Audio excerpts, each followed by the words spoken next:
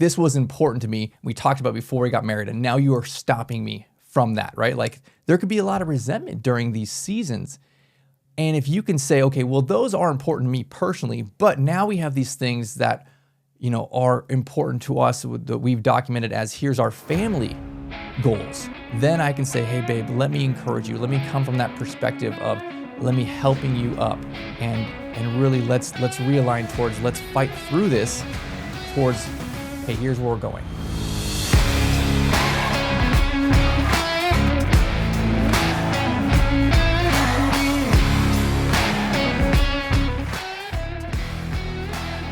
Welcome back to another episode of The Donkey and the Bee with your hosts, Brett and Laura Shakavis. We got the jackass over here. We got the biatch over here. We are coming at you talking all things marriage, entrepreneurship, and finances, the good, the bad, the ugly, the successes, the failures, all the above we are talking about. And today, specifically, we are going to be debunking a term that gets tossed around a lot in the marriage world, I'd say, in our culture. And that is that marriage is 50-50. What do you say about that, Brett? So I thought, at least going into marriage, right, when we were first younger, that this is what it's supposed to be.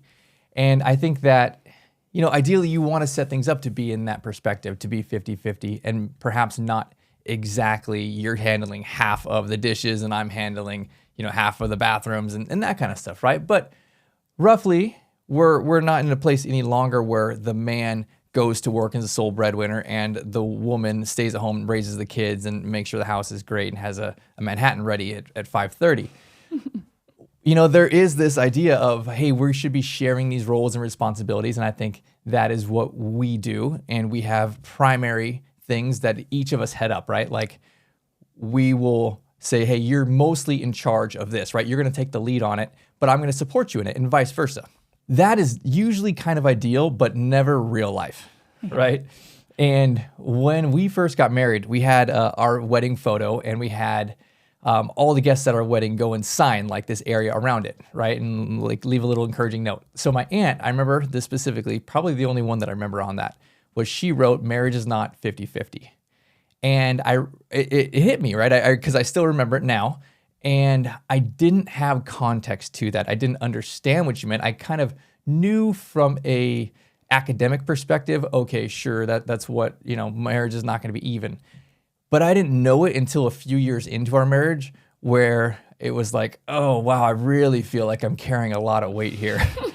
And we've been through several seasons like that on both sides where we're just picking up the other person's slack. And I realize after maybe about year 10 of marriage that marriage is not 50-50. You can structure it to be pretty close to these things, but there's definitely seasons where it's 60-40, 70-30, or maybe even 80-20, but it all comes back, usually after you get through that hard season, it comes back to, hey, we're back in our flow and doing things normal, and we're close to sharing roles and responsibilities near 50-50 again. I feel like this is never really talked about within a marriage. Like now that you said all that you just said, we never actually talked it through when we were going through the seasons. It was just in a season, and we just kind of, if you were the person who was kind of having a hard season, you just kind of picked up a little more than the other person. We didn't talk about it. We didn't say, okay, you're going to pick up 70% since you're having a good season, and I'm having a really crappy season. I'm only going to give 30. Like, it wasn't something we talked about. And to be honest, I don't even think we do now. I think it's just, no. I don't think and you don't want to say, hey, babe, you're really sucking right now, right? Get your crap together. That's not really helpful. I think that person really knows, right? If it's an off day, that's just one day. But if you're going into something and it's truly a season, it's several months or a year or more, like, you're feeling like crap, and there's something that happened that is now causing this, funk. Yeah. And it's not best to throw shade and be like, true. Hey, you're sucking. Exactly. I think the one example that I can think of, like when I first got married, was Brett was going to be a firefighter, and so he went to his fire academy. He was gone, and so he wasn't working. And we still had to pay rent. We still had to we had to pay everything. And so I picked up a third job. So I had 3 jobs at the time. I was working from morning till night every day. And, we didn't have kids, so it's a little easier. But that was a really hard season for me, but it was also a really hard season for you. So It we sucked. both had hard seasons because we were both, I was supporting and you were getting ready to support the family, right? You had to go through Fire Academy in order to go to the next level. And so it was interesting that we both had a hard season, but we both, put our adult pants on and went for it. Like we didn't question it. We didn't. It didn't make us waver, is what I think I'm trying to say. Is we grew through it and we supported each other through it. So there's multiple different reasons that people get into these kind of seasons where it's less 50-50. And we've experienced some of them. Sometimes it's job related. Sometimes it's physical, like an injury or illness. Sometimes it's an addiction, or maybe it's the way the family dynamic is going, kids having issues, and it affects one person more than the other. So I've had a time where I had a back injury for about 6 or 12 months, and I was almost debilitated, like could barely walk and move and was just in crazy amounts of pain, right? Wasn't able to carry the normal weight that I do for the family. I feel like, what I've seen for you is that you have these seasons specifically work related. Work really can get in your head. And there's been 2 seasons during our marriage they're both maybe 2 years long-ish. And when we first got married, before we got into entrepreneurship, where you were working for the city and you despised your job and you were coming home every day crying, like that was a hard season where you weren't the same. You were in your own head and you were really quiet, and it was just, our relationship was different. There was another season where we had our assisted living, and it was through COVID, which really sucked. And then through the post-COVID situation where nobody wanted to work and the government was giving free money to everyone, and you were doing all the interviewing and the hiring and literally having like 8 to 10 interviews booked a day, and none of them, 0 people would show up, and you were sitting there so frustrated, and all you had to do was claim to the government that you were having an interview and they would give you money for another month or 2, right? It was BS system, where you like almost lost confidence in humanity, where you're like, what is going on? And you're very relational. And I think you were having a hard time with that because you're like, what is wrong with society, right? Like nobody wants to work. No one's keeping their commitment. Like we're hiring these people and they're lazy. They're whatever, right? There was this culture for a little bit of a time, and it has rolled over, but maybe not to that same extent. But during that season, it was really hard on you mentally and emotionally, and you kind of like close off, and you're just not you, that same like high energy, friendly, bubbly, the life of the party woman that's really you. And that kind of closed back off. And it was the same with our girls, right? Like that high spirited, hard work, high play with our daughters.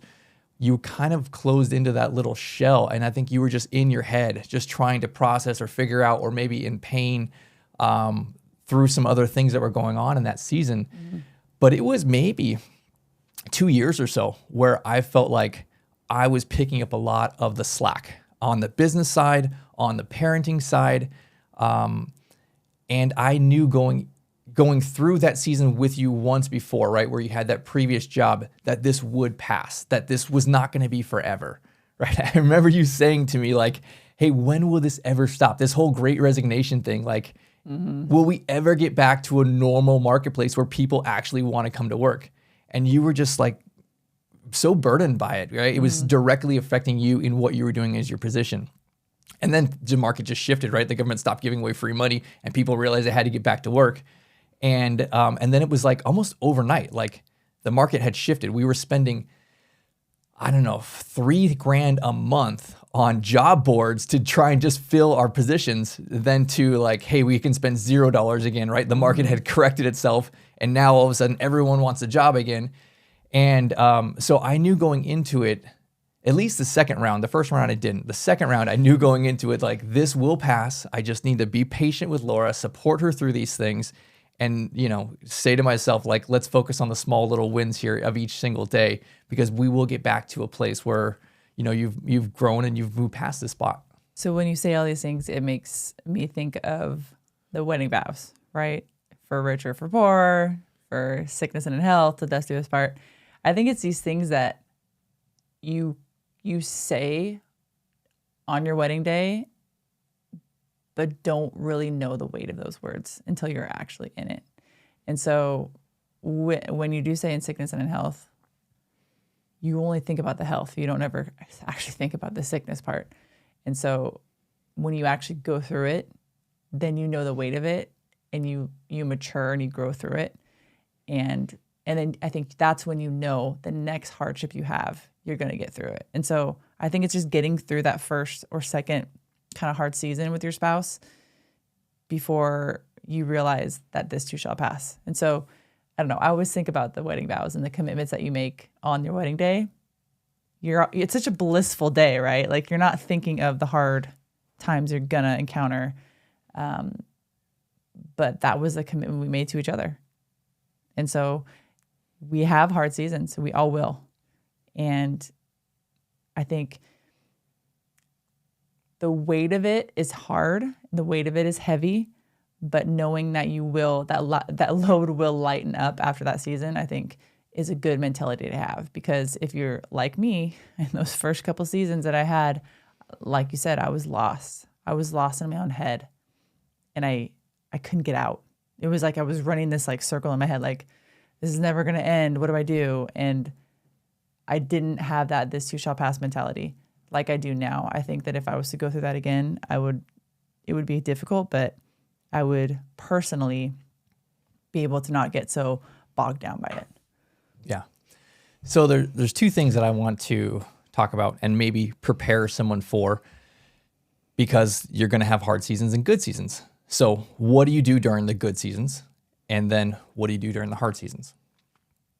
So on the good seasons, right? Like, everything is smooth, things are going well, everyone's healthy, happy, and you're in a nice, routine. And hopefully that's most of your marriage, right? And, you have more good seasons than bad.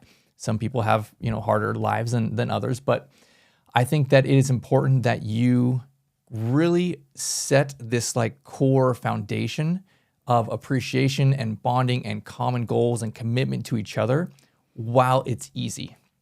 Because ultimately, if you're having struggles on your relationship during the easy times, as soon as you get to that first hard season, I mean, this is really when you see what's down there, right? You see your foundation.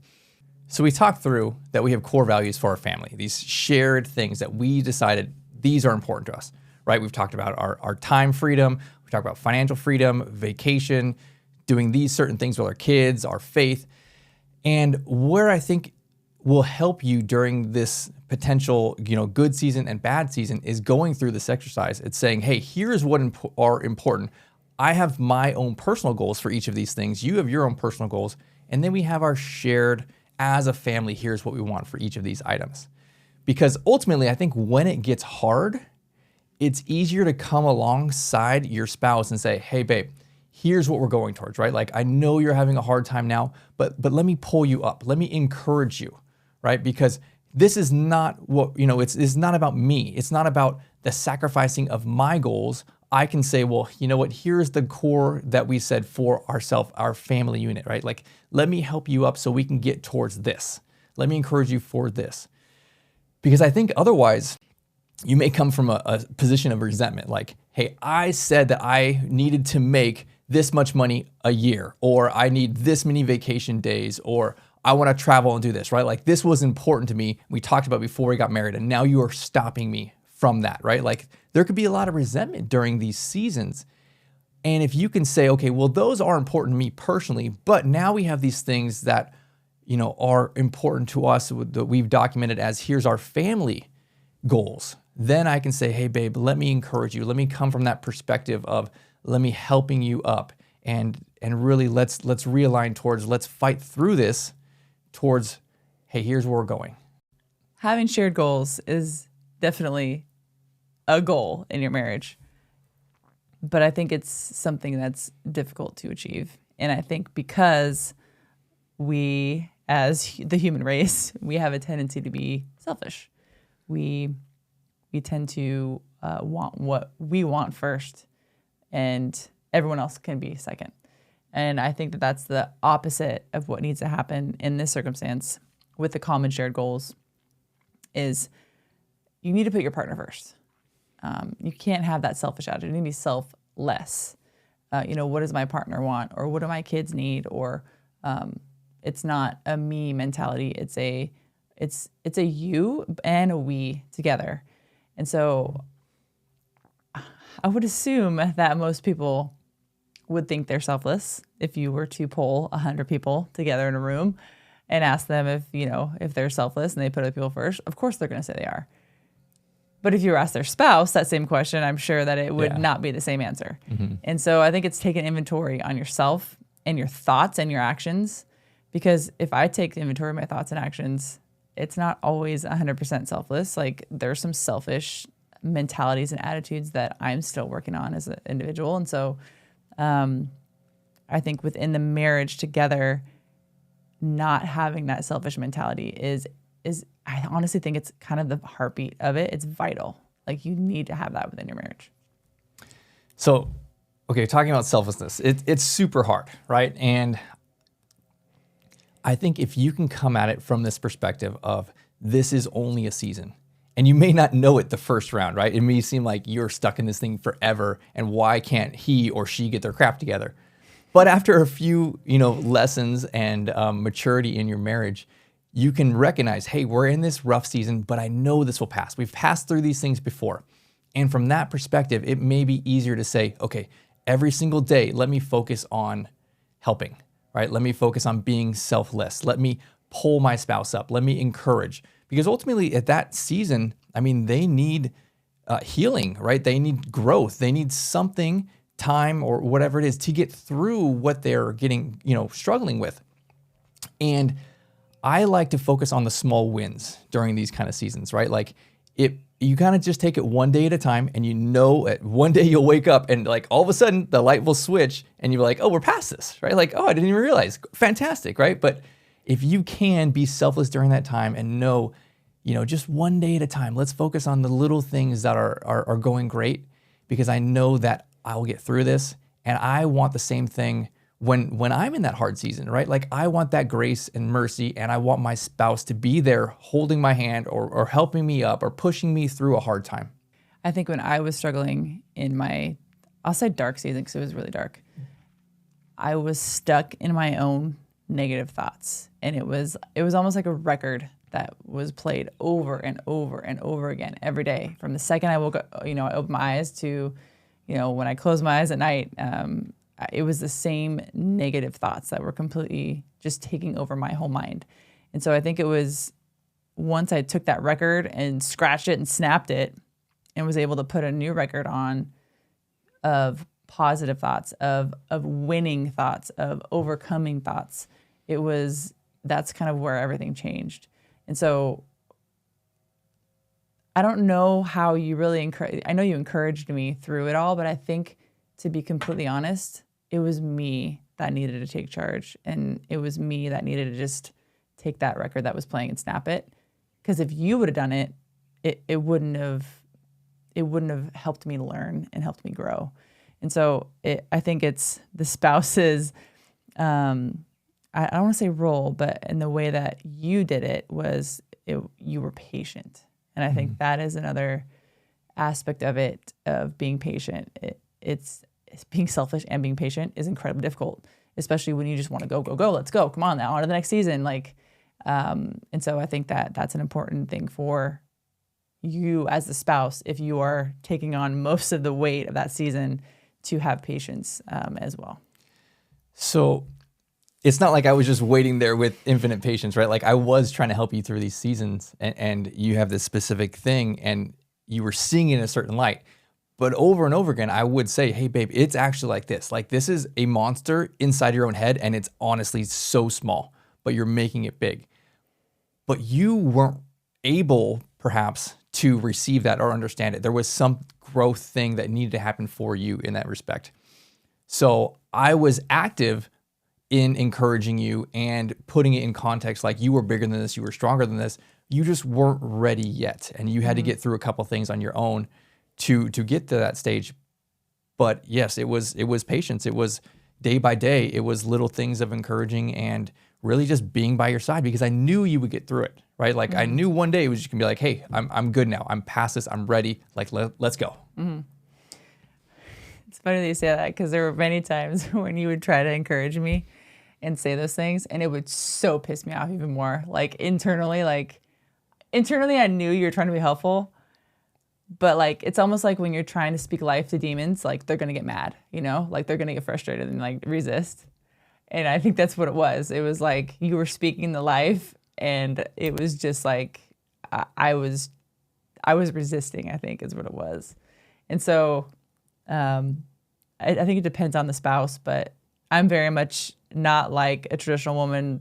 Like I feel like I have a very man mentality, and so I could take it. But I think if you know your spouse, you know if they can handle it or not. I think encouraging them in a way that you know they're going to receive it, even if it pushes their buttons a little bit, I think is a good thing. Because being uncomfortable is the only way that you're going to grow. And so it was uncomfortable for me to hear those things, and it did make me mad. But it is what it is, right? Like I was pushing past it. So. Well, that's one perspective. From a man's perspective, men are just very blunt and kind of can be a dick a lot of times. So men, if you're trying to encourage your spouse, don't be a dick, right? Like be way softer and way gentler than you think is reasonable, and then you'll still probably be too much.